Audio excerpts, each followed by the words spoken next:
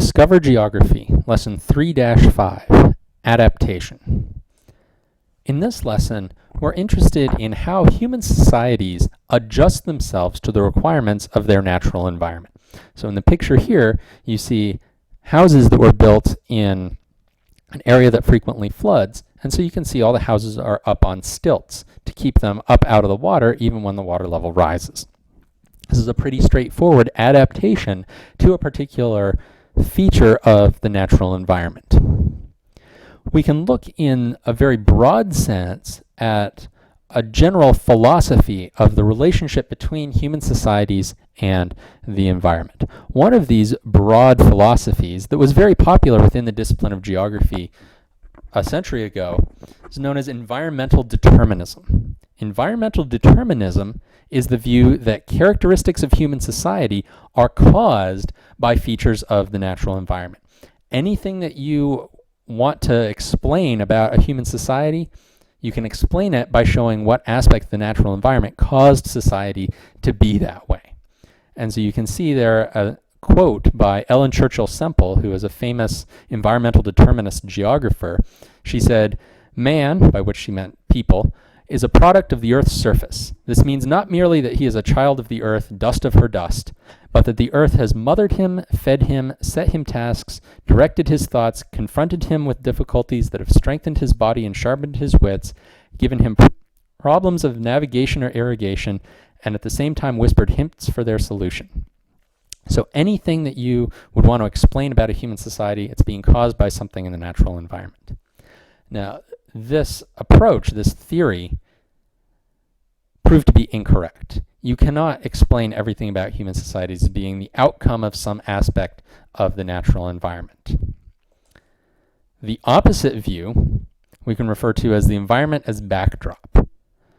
In this view, characteristics of human society have nothing to do with the natural environment. The natural environment is just kind of scenery around human societies. And so whatever's going on within human society, within human culture, is a product of the other things going on within that society or culture. It's not being caused by anything in the environment around it. And so you see here Emil Durkheim, one of the founders of the discipline of sociology, who was a big proponent of this kind of way of thinking. He said, "The primary origin of social processes of any importance must be sought in the constitution of the inner social environment. That is, they're not caused by anything going on in the external world, in nature, in human biology and psychology. They're all caused by other social phenomena." Now, of course, this view is wrong as well. It's obvious. You look at something like the stilt houses that we saw before, human societies adapt to their natural environments. What's going on in nature does have an influence in how society is put together. So what we really need to do is take a third view that's somewhere in between environmental determinism and environment as backdrop. In this view, the natural environment is a culturally mediated source of opportunities and constraints. The natural environment provides opportunities to us. It constrains us from doing certain things. But the way that it provides opportunities and constraints depends on the existing features of our culture. So if we take the existence of oil as a feature of our natural environment, there is oil under the ground in certain parts of the world. Before we had a reason and a technology to drill for that oil, the existence of that oil had no impact on human societies. It made no difference to us that the oil was there if we couldn't get at it and didn't want to get at it.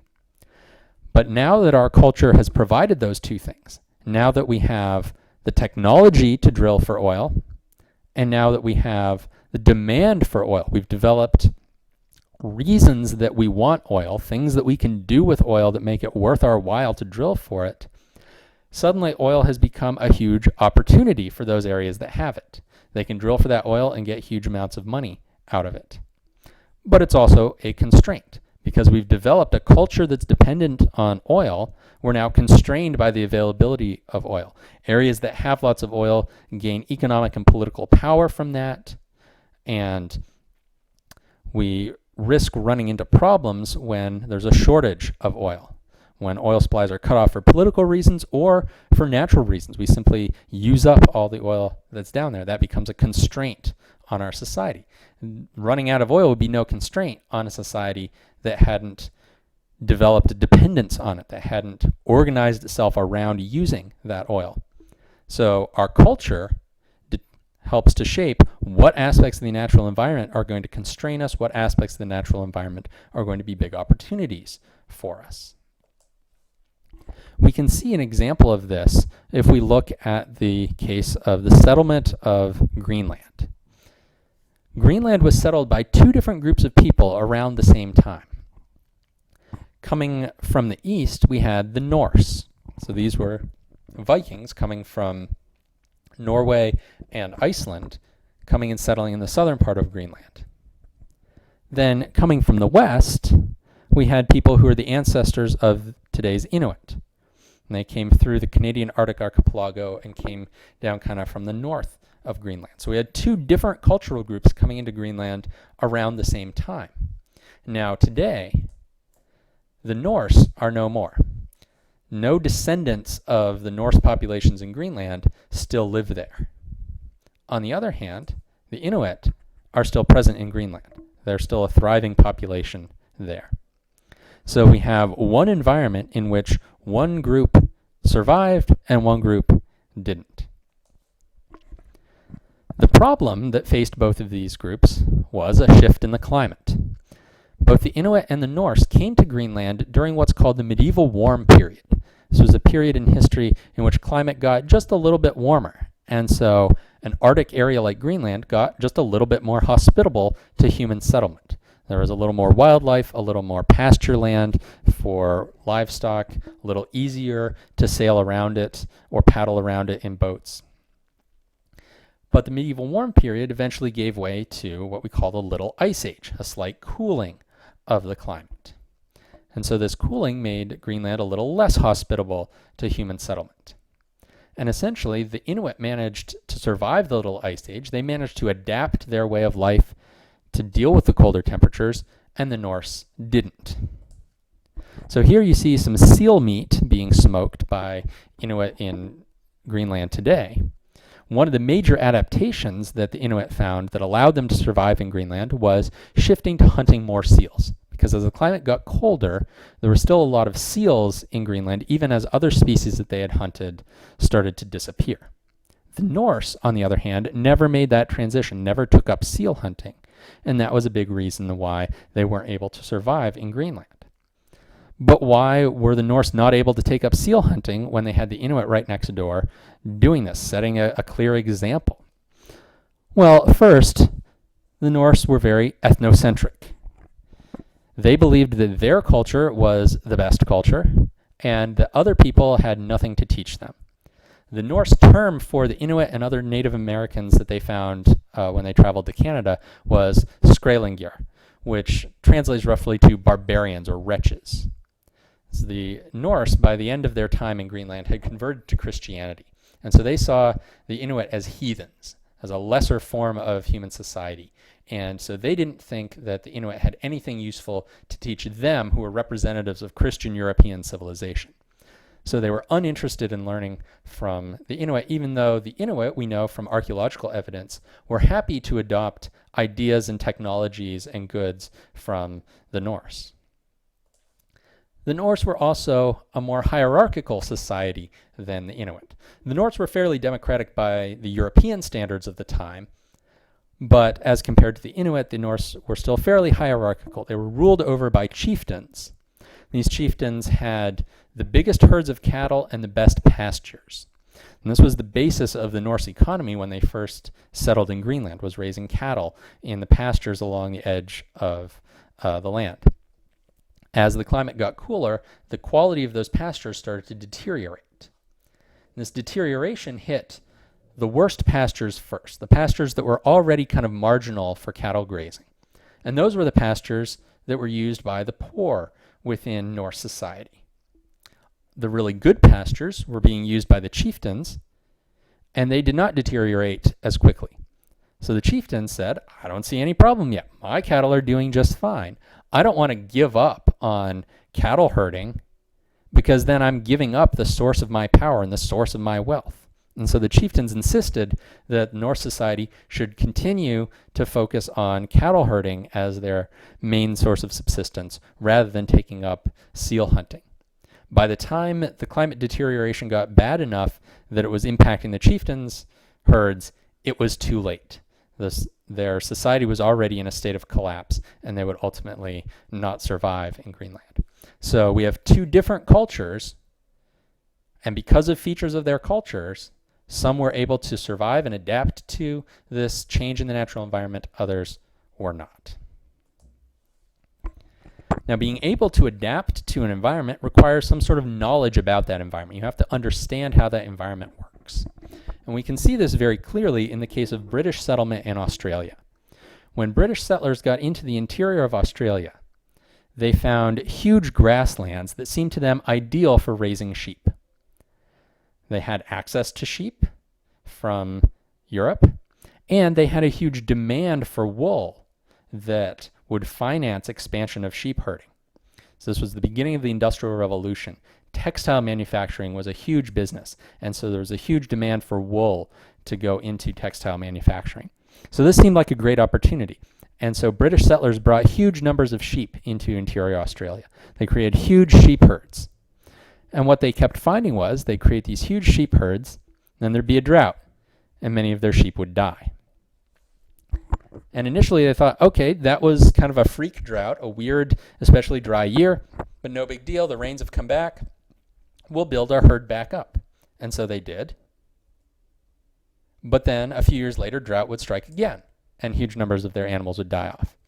And it took a number of cycles of drought and wet for them to realize that the wet conditions with the great pasture everywhere were just as much an anomaly as the dry conditions where the sheep all died. And so we now know that the environment in Australia is incredibly variable. There are very few years with average rainfall levels. We either have drought or we have excessive rain throughout Australia. And it took a long time for the British settlers to figure this out. So if we're interested in how can you figure these things out in the environment, where do you get this knowledge about how many sheep a landscape can sustain over the long term, for example? One place you might look is modern science. So that graph that I just showed you is the product of modern science. It's a product of systematic observations of stream level over the course of about a century. The key features of modern science as a source of information about the environment are, first, that it's based on systematic investigation. Scientists go out to make observations and to do experiments in order to generate this knowledge, and they do it on a systematic basis. Science aims at forming general theories about how environments around the world might work. Science is typically quantitative. It's based on numbers. It's based on measurements, like the stream flow measurements. We have, the number of megaliters of water coming through the stream each year recorded there. And science is analytic. That is, it breaks things down to look at all the parts separately, to try to eliminate extraneous influences so that you can isolate a single process or a single chain of influence from one phenomenon to another. So we now have enough data to do a scientific assessment of the rangeland in Australia and scientifically determine how many sheep can be sustained there. But another thing that those British settlers could have done right when they arrived, long before they had made all of these rainfall observations to be able to do a scientific assessment, is they could have asked the local Aboriginal people living in this area. And it's one of the big features of the Australian frontier that the British settlers almost never interacted with the Aborigines in a positive way, almost never asked them for knowledge or information about the land. And this led to a lot of problems for the British settlers when they didn't understand how the land works. So the Aborigines were part of a society that had been living in this area for tens of thousands of years. And so they had built up a lot of knowledge about the land. Their knowledge is what we refer to as traditional ecological knowledge, or TEK. The key features of traditional ecological knowledge are, First, that it's based on generations of experience. It's based on your people having lived in this place for a long time, having seen what's happened to the land over a long period of time. It aims not at general theories, but rather at understanding specific local conditions, understanding how does this stream flow over the course of several years? How does the plant life in this particular area tend to grow? TEK is usually qualitative, that is not based on numbers the way that science is. And it tends to be holistic. It looks at the whole picture altogether, how all the different things, both features of the natural environment and features of the human culture living in that area, how do they all interact with each other? So TEK tries to take on the big picture rather than trying to isolate specific things to study them in detail. We've seen increasing efforts in our modern world to combine science and TEK, to grab the advantages from both sides and put them together to help us to understand our environment better, because both science and TEK have their advantages. Science is able to systematically document particular causal connections, whereas TEK has a rich understanding of local conditions and of how multiple influences work together and how natural processes fit into social and cultural processes. So if you can combine science and TEK, you can get a more complete picture of the natural environment and therefore have a better ability to adapt human society to the requirements of that environment.